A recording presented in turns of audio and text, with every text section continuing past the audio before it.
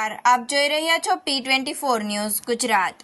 સુરત શહેરની વીર નર્મદ દક્ષિણ ગુજરાત યુનિવર્સિટીના પ્રાંગણમાં આજ રોજ અખિલ ભારતીય વિદ્યાર્થી પરિષદ દ્વારા વ્યાપક વિરોધ પ્રદર્શન કરવામાં આવ્યું।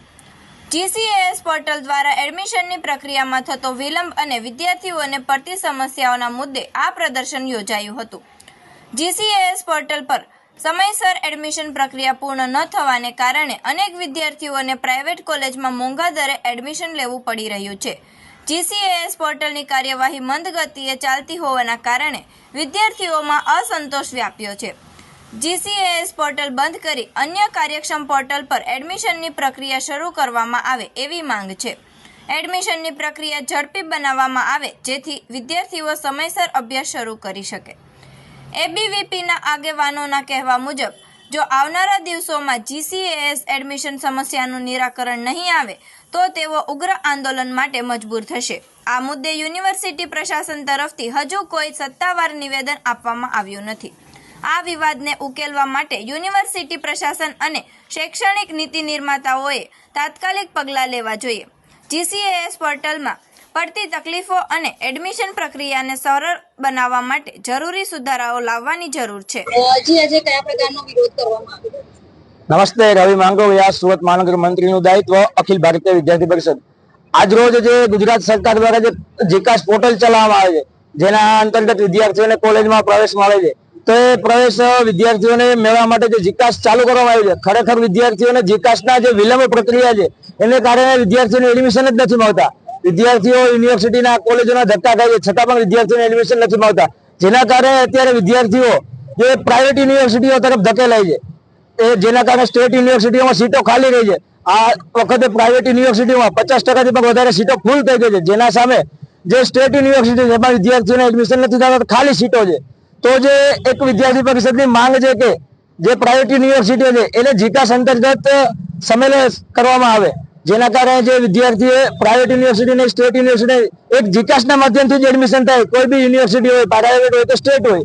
તો વિદ્યાર્થી પરિષદ દ્વારા આજે વિરોધ કરવામાં આવ્યો છે કે આ વિદ્યાર્થીઓને તરત વિલંબ ના થાય એ રીતે એડમિશન પ્રક્રિયા ચાલુ કરવામાં આવે, ઝડપથી વિદ્યાર્થીઓને એડમિશન આપવામાં આવે, જેના કારણે વિદ્યાર્થીઓ કોલેજ ચાલુ કરી શકે અને આવતા વર્ષે જે પ્રવેશ પ્રક્રિયા થાય એમાં વિદ્યાર્થીઓને ઝડપથી એડમિશન મળે અને પ્રાઇવેટ યુનિવર્સિટીનો એમાં સમાવેશ થાય।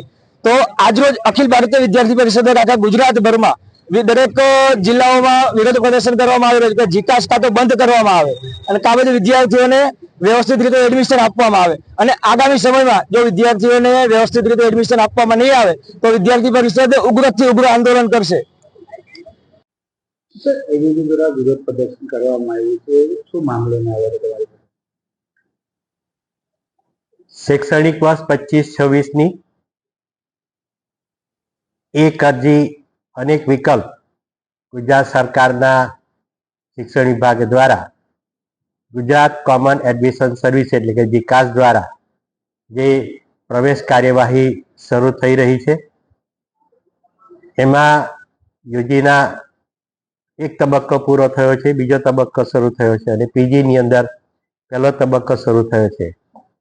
એના પ્રવેશના સંદર્ભની અંદર અખિલ ભારતીય વિદ્યાર્થી પરિષદના વિદ્યાર્થીઓ દ્વારા મોટી સંખ્યામાં એમની જે મુખ્ય માંગ જે છે તે કે આ GCAS પોર્ટલની અંદર આવતા વર્ષથી હાલની અંદર સ્ટેટ યુનિવર્સિટીઓ જે 14 છે તે પણ ગુજરાતમાં ખૂબ મોટી સંખ્યામાં પ્રાઇવેટ યુનિવર્સિટીઓ પણ છે, તો શૈક્ષણિક વર્ષ 26-27થી એ પ્રાઇવેટ યુનિવર્સિટીને પણ આ કોમન પોર્ટલમાં સમાવેશ કરવામાં આવે।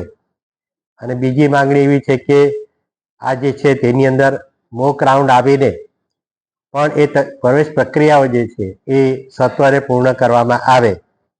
આ બે જે મુખ્ય જે છે તે, અને ત્રીજી વાત જે છે, આપણી યુનિવર્સિટીમાં કોઈ જ પરિણામ બાકી નથી, પણ એમની ત્રીજી માંગણી જે છે કે અનુસ્નાતક અભ્યાસક્રમના જેના પરિણામો બાકી છે તે સત્વરે જાહેર કરવામાં આવે।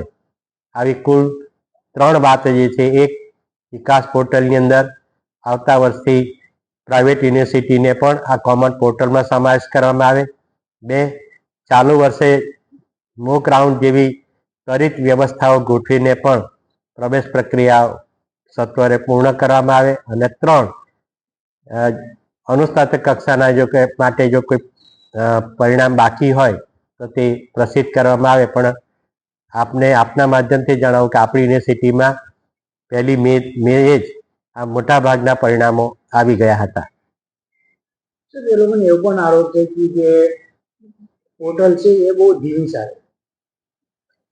પોર્ટલના સર્વરની કોઈ સમસ્યા નથી, પણ એનો જે રાઉન્ડ જે છે એક ફેઝ હોય છે, એ એક ફેઝની અંદર 4 રાઉન્ડ, બીજા ફેઝની અંદર 4 રાઉન્ડ, એટલે કે ફેઝ જે છે એ 15 દિવસનો જે છે એના સંદર્ભમાં એ લોકોની આ વાત હોય એવું લાગે આવા છે. અવનવા સમાચાર જોવા માટે જોતા રહો P24 ન્યૂઝ ગુજરાત.